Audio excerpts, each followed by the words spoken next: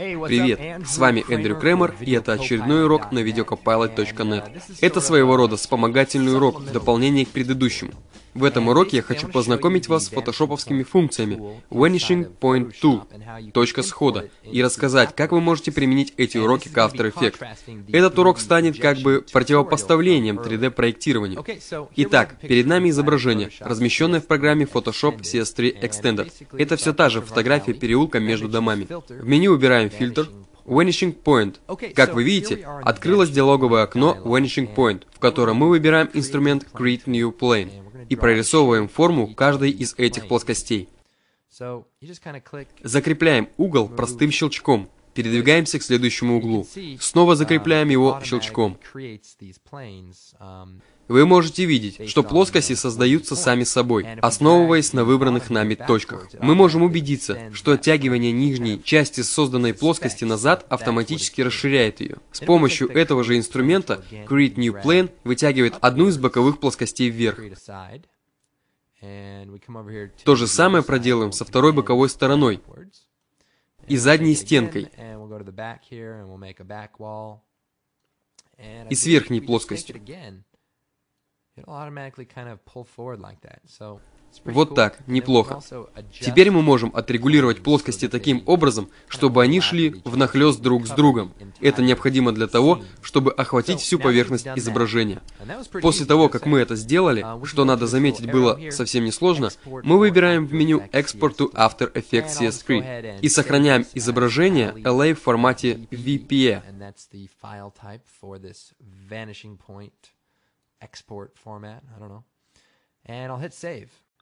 Таким образом, мы попадаем в программу Adobe After Effects. Возможно, вы впервые видите меня работающей в этой программе, и многие спрашивают, вы будете давать уроки по работе в CS3?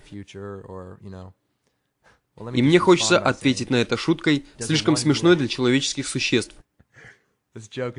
А утка плавает кругами? Готов поспорить, что плавает. Но мы отвлеклись. В меню выбираем «Файл», «Импорт», «Vanishing Point».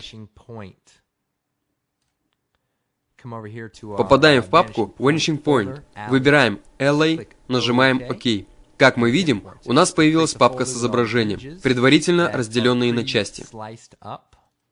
И это очень удобно, так как благодаря этим изображениям у нас не возникнет проблемы с 3D-проектированием и с установкой Shadow Map. К тому же, это дает нам возможность гораздо лучше освещать изображение, используя различные дополнительные элементы и добавляя тени. С этими небольшими добавочными эффектами все действительно выглядит лучше. Открываем композицию LA и видим, что вместе с ней у нас появился новый слой LA, пока что немного неровный. И к нему прилагается функция Parent, связанная со всеми дополнительными слоями. Поэтому, чтобы выровнять изображение, мы просто поворачиваем Parent по оси Z и отфильтровываем его. Иногда некоторые моменты получаются довольно неуклюжими. Вот некоторые из недостатков. Во-первых, показатель функции Position у камеры просто астрономически велик. Примерно то же самое происходит, когда вы создаете новый слой, и они проявляются не тем, где вы рассчитываете их увидеть, а где-то гораздо дальше. В связи с этим, конечно, могут возникнуть проблемы, но если вы осознаете причину таких неполадок, то я уверен, что их устранение не вызовет у вас затруднений. Если же мы выберем меню Light, Point Light, ОК, то это позволит нам перемещать границы освещения по всему изображению. Эта функция производит очень впечатляющий эффект.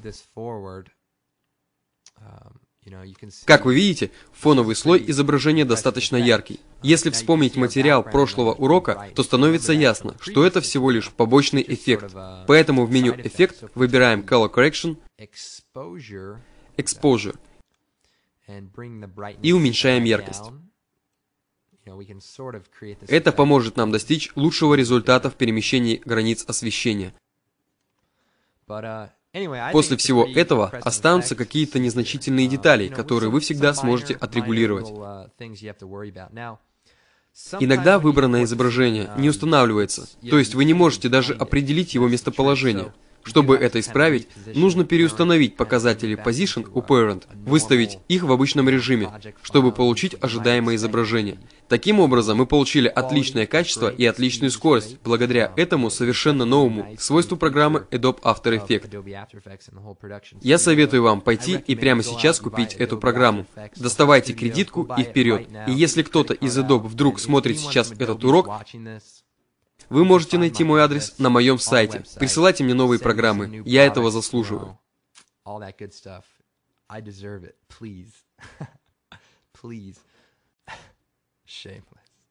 На самом деле, я, конечно же, имел в виду, что вы должны первым делом купить продукцию, предлагаемую сайтом videocopilot.net, так как это то, что вам действительно нужно.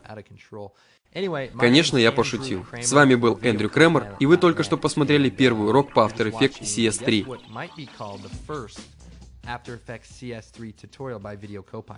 Увидимся.